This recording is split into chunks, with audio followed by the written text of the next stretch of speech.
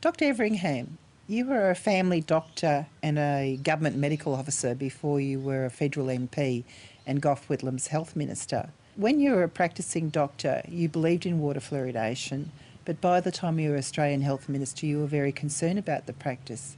Can you tell me how that happened?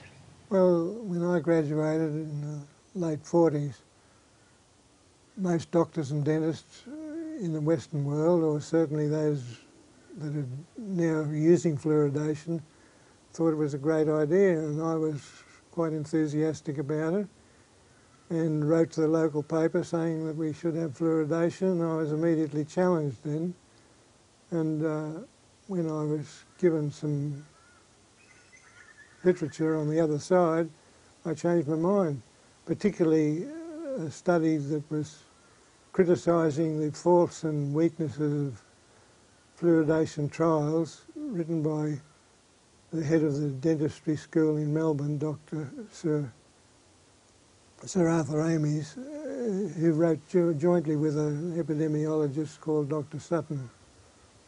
And they found all these errors, and this was one of the things that changed my mind. I've been studying the subject ever since. Could you tell me about your experience when you were the Australian Health Minister?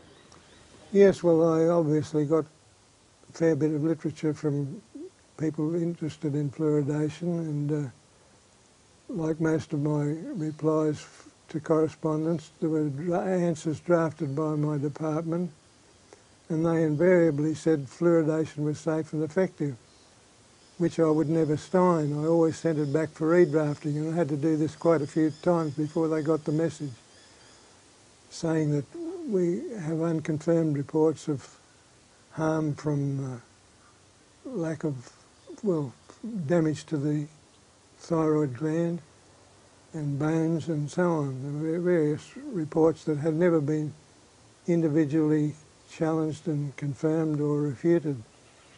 When Premier Bligh announced forced fluoridation in Queensland, you wrote to her asking her not to proceed. Could you tell me what happened? Well, all my correspondence with state and federal officials, state and interstate, stressed this official line that it's safe and effective. And I really got no further because there was no specific reply to specific damage claims that had been investigated and not properly confirmed or refuted. I believe the NHMRC has never done any health and safety studies on fluoridation, and they've never done any monitoring of intake or bone fluoride studies.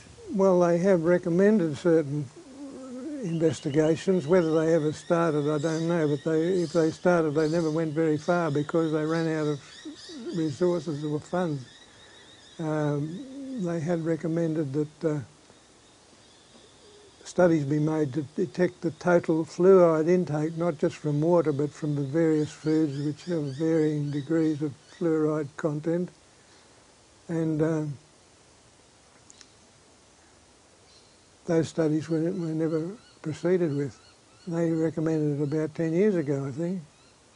And they also added that there should not be fluoridation before such studies were completed, which of course has been ignored by those countries that still promote fluoridation. Holland and most of Scandinavia and others, in fact most countries in the world, have not implemented or even rejected fluoridation. If fluoridation was safe and it really did reduce tooth decay to any real extent, would you then support water fluoridation?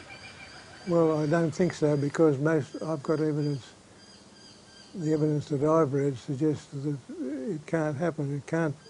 The only benefit for fluoride seems to be in case of putting local applications of fluoride to the surfaces of teeth. And they've never proved how that works. Possibly it works by killing bacteria that produce dental decay. A lot of people are opposed to water fluoridation because they see it as forced medical treatment.